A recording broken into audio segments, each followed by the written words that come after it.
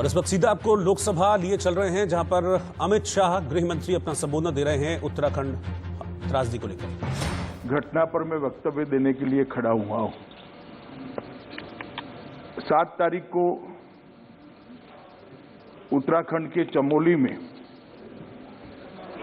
एक दुर्भाग्यपूर्ण हिंसलखन हुआ और उसके बाद में जो घटनाएं हुई इससे हम सब विदित हैं।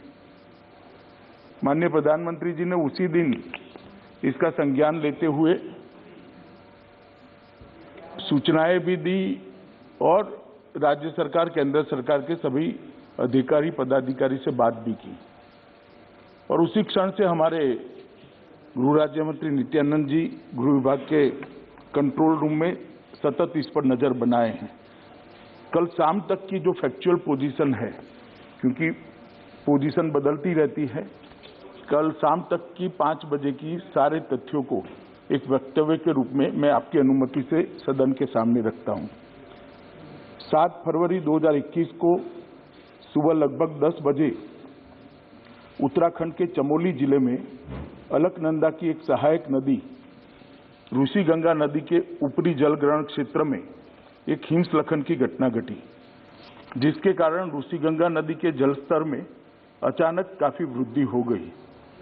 ऋषि गंगा नदी के जलस्तर में वृद्धि के कारण एक बाढ़ आई, उससे 13.2 मेगावाट का कार्यरत छोटी जल विद्युत परियोजना बह गई। इस अचानक आई बाढ़ ने निचले क्षेत्र में तपोवन में धौली गंगा नदी पर स्थित एनटीपीसी की निर्माणाधीन 520 मेगावाट की जल विद्युत परियोजना को भी नुकसान पहुंचाया है। उत्तराखंड सरकार ने यह बताया है कि बाढ़ से निचले क्षेत्र में अब कोई खतरा नहीं रह गया है और साथ ही साथ जलस्तर में भी कमी आ रही है। केंद्र और राज्य सरकार की सभी संबंधित एजेंसियां स्थिति पर कड़ी निगाह रखे हुए हैं।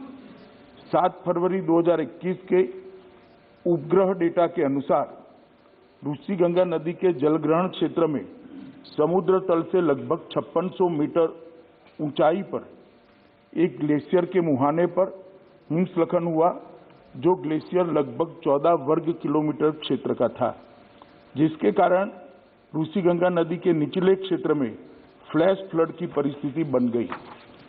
उत्तराखंड सरकार से प्राप्त सूचनाओं के अनुसार अभी तक 20 लोगों की जानें जा चुकी हैं और 6 लोग घायल हैं। प्राप्त जानकारी के अनुसार 197 व्यक्ति लापता है, जिसमें एनटीपीसी के निर्माणाधीन परियोजना के 139 व्यक्ति, ऋषि गंगा कार्यरत परियोजना के 46 व्यक्ति और 12 ग्रामीण शामिल हैं। राज्य सरकार ने यह सूचना विभिन्न स्रोतों के माध्यम से इकट्ठा कर दी है, जिसमें परिवर्तन संभव है। एनटीपीसी परियोजना के 12 व्यक्तियों को एक टनल के अंदर से सुरक्षित बचा लिया गया है। ऋषि गंगा परियोजना के भी 15 व्यक्तियों को घटना के समय ही सुरक्षित बचा लिया गया है। एनटीपीसी परियोजना की एक दूसरी टनल में लगभग 25 से 35 लोगों को फंसे होने का अनुमान है। इस टनल में फंसे लोगों को सुरक्षित निकालने हेतु बचाव अभियान युद्ध स्तर पर अहर्निश जारी है। साथ ही साथ लापता व्यक्तियों को ढूंढने का कार्य भी बड़े पैमाने पर किया जा रहा है। राज्य सरकार ने जान गंवाने वालों के परिजनों के लिए 4 लाख रुपए की सहायता की घोषणा की है। घटनास्थल के नजीक 13 छोटे गांव एक पुल से जुड़े हुए थे। पुल बह जाने के कारण संपर्क कट गया है। इन गांवों के लिए रसद और जरूरी मेडिकल सामान हेलीकॉप्टर द्वारा लगातार पहुंचाया जा रहा है। केंद्र सरकार द्वारा स्थिति की निगरानी उच्चतम स्तर पर की जा रही है। माननीय प्रधानमंत्री जी स्वयं स्थिति पर गहरी निगाह रखे हुए हैं। गृह मंत्रालय के दोनों कंट्रोल रूम द्वारा स्थिति पर 24 घंटे नजर रखी जा रही है और राज्य को हर संभव सहायता मुहैया की जा रही है। विद्युत मंत्रालय के माननीय राज्य मंत्री स्वतंत्र प्रभार ने घटनास्थल का दौरा किया और चल रहे राहत एवं बचाव कार्य का भी जायजा लिया है।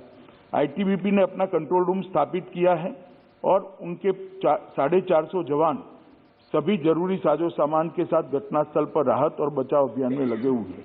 एनडीआरएफ की 5 टीमें घटनास्थल पर पहुंच चुकी है और राहत और बचाव अभियान में लगी हैं।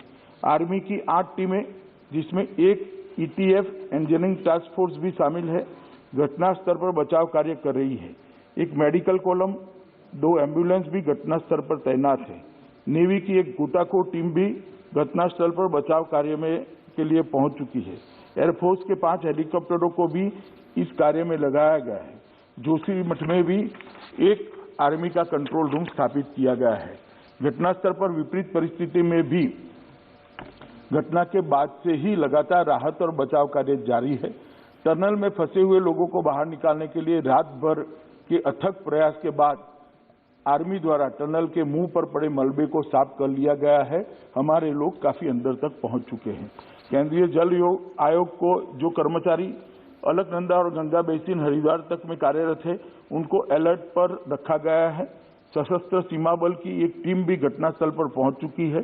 डीआरडीओ की एक टीम भी हिमस्खलन की निगरानी कर रही है, जो घटनास्थल पर पहुंच चुकी है। एनटीपीसी के सीएमडी भी घटनास्थल पर पहुंच चुके हैं। नेशनल क्राइसिस मैनेजमेंट कमेटी की मीटिंग दिनांक 7 फरवरी को ही 4:30 बजे कैबिनेट सचिव की अध्यक्षता में हुई, जिसमें सभी संबंधित एजेंसियों को समन्वय के साथ कार्य करने और राज्य प्रशासन को सभी जरूरी सहायता उपलब्ध कराने का निर्देश दिया गया है। केंद्रीय एजेंसियों के साथ साथ जिला प्रशासन, पुलिस, राज्य आपदा प्रबंधन विभाग भी राहत और बचाव कार्य में जुटे हैं। एसडीआरएफ की 2 टीमें भी राहत में जुटी हुई है। राज्य का स्वास्थ्य विभाग की 7 टीमें, 8 एम्बुलेंस मुख्य स्वास्थ्य अधिकारी के साथ वहीं पर तैनात है। इसके अतिरिक्त राज्य सरकार ने भी 5 हेलीकॉप्टरों को बचाव और राहत कार्य के लिए तैनात किया हुआ है। घटना के बाद सभी जगह बिजली की बहाली पूर्ण कर दी गई है। बीआरओ और राज्य पीडब्ल्यूडी द्वारा 5 पूर्ण रूप से टूटे हुए पुलों की मरम्मत का काम शुरू कर दिया गया है। मैं यहाँ ये बताना चाहूंगा कि वित्त वर्ष 2020-21 में राज्य आपदा जोखिम प्रबंधन कोष एसडीआरएमएफ में लगभग 1000 करोड़ रुपया आवंटित किया गया है उत्तराखंड राज्य के लिए, जिसमें से केंद्र का अंश 468 करोड़ रुपया जारी कर दिया गया है। मैं सदन को केंद्र की ओर से आश्वस्त करना चाहता हूं कि राहत और बचाव कार्य के लिए सभी संभव उपाय राज्य सरकार के साथ समन्वय बिठाकर केंद्र की ओर से किया जा रहे हैं और जो भी आवश्यक कदम उठाना जरूरी है उसको भी उठाने में केंद्र सरकार की पूरी तैयारी है।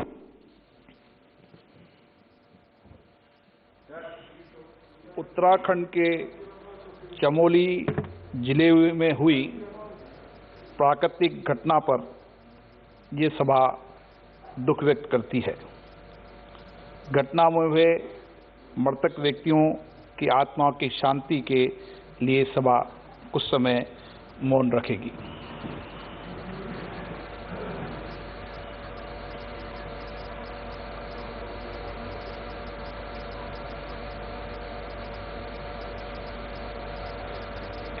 ओम शांति।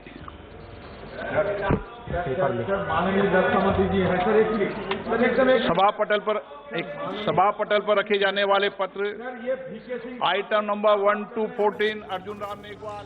तो लोकसभा की कार्यवाही आप देख रहे थे। उत्तराखंड में जो आपदा आई है, जो त्रासदी हुई है, उस त्रासदी पर बयान दे रहे थे गृह मंत्री अमित शाह और बता रहे थे कि किस तरीके से जो तमाम जरूरी सहायता है वो पहुंचा दी गई है और भी जिस मदद की, जिस सहायता की जरूरत करेगी केंद्र सरकार हर उस मदद को लेकर तत्पर है। एनडीआरएफ की टीमें मौके पर मौजूद हैं। आईटीबीपी ने अपना कंट्रोल रूम वहां पर बना लिया है और जहां तक लापता लोगों की बात है, उन्होंने एक आंकड़ा दिया है कि 197 लोग अभी भी लापता हैं, जिनको तमाम जो एजेंसीज हैं, राहत और बचाव की फोर्सेज हैं, वो ढूंढने का काम कर रही है। अभी तक 20 लोगों की मौत हो चुकी है।